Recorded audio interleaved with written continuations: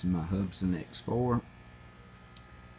It crashed out of the sky about a month ago, and it was making a noise before it did it.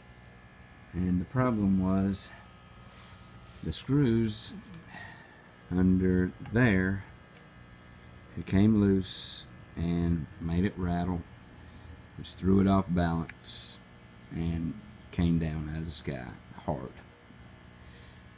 I put new screws in it, kept coming back loose.